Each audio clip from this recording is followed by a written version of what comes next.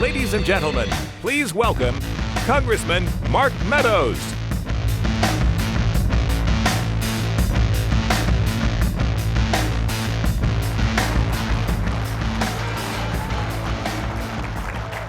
Thank you. Thank you. It's so good to be with you. And to put this in terms of meal terms, you've had a lot of great speakers. You've had some just dynamic speakers. And here in just a minute, you're going to get to hear from Senator Mike Lee. And so he would be the entree, and I'm kind of more like the sorbet. So just know that it's a real honor to be with you. And I just wanted to share a little bit from my heart. Today I was in a hearing on IRS 501c4 rulings.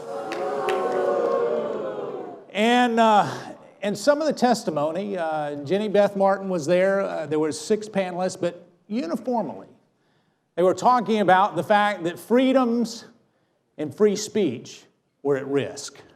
And we can't allow that to happen, not under this administration, not under any administration, and we must stand up and preserve that liberty and that freedom that our founding fathers penciled so well in the Constitution.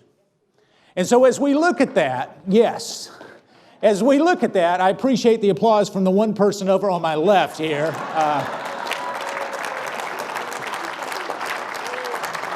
If we look at preserving those freedoms, one of the things that we must do is continue to not grow weary in well-doing. We need to continue to work, and I want to remind you a little bit about our history because many times we forget about the history that we have that is so rich and dear. I want to take you back to 1812, and there was a battle there. You know, the White House was in flames. The Capitol was in flames. There's still bullet holes today from how the British came back to take back what had already been given to us and had been birthed just a few years prior. But yet here we were having to face an aggressor once again. And yet if you look back and you start to look at history, later on in 1814, there was our Star-Spangled Banner had its genesis. You know, it was not too many miles from here. It was in the Baltimore Harbor that, quite frankly, at Fort McHenry, the British were going to take over and put the finishing nail in the coffin. And yet, it wasn't the military. It wasn't the army.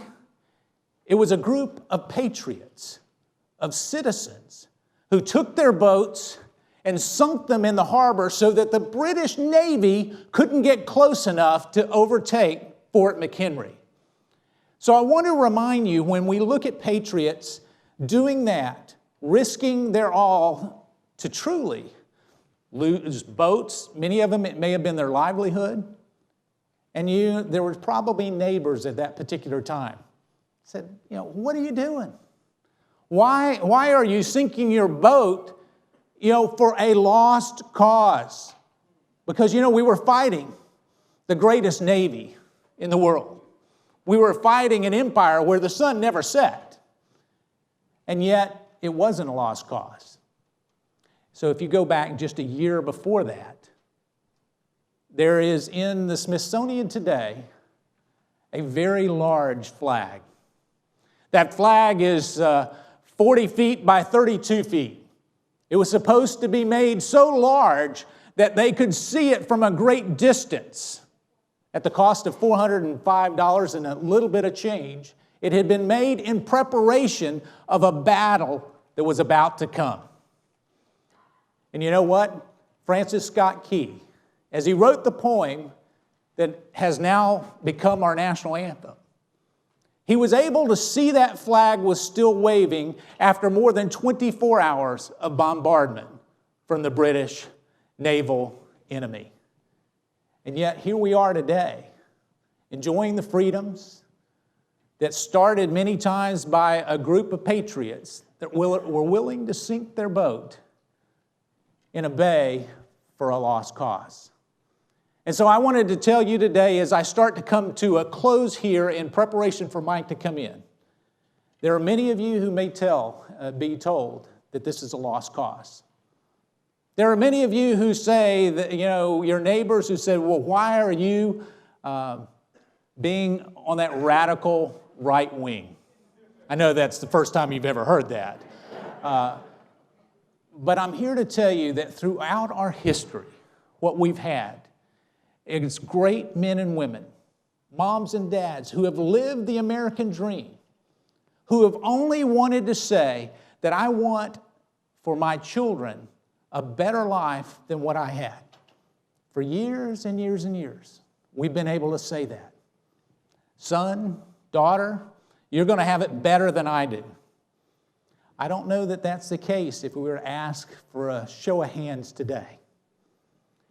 It is incumbent upon us to make sure that we restore the liberties and the foundations in a limited form of government to get government out of the way so that the free market and freedom-loving Americans can once again prosper. Don't you agree?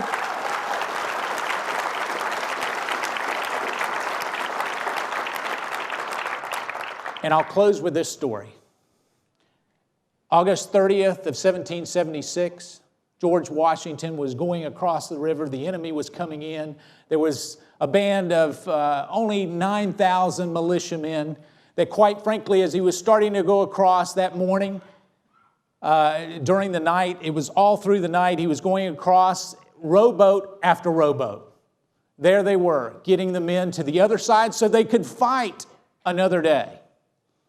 And yet here it was, dawn came. And only 4,500 of the men had made it to the other side. So there was sure annihilation for George Washington and his men.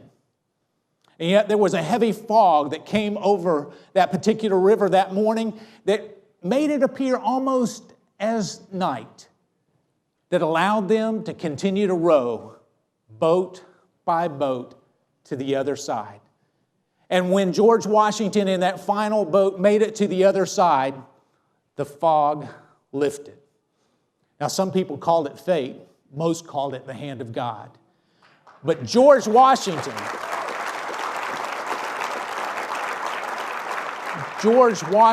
and those 9,000 men lived to fight another day. I'm telling you, the fog is raising across America. We're here to fight another day. God bless you. God bless America. Keep up the fight. Appreciate it.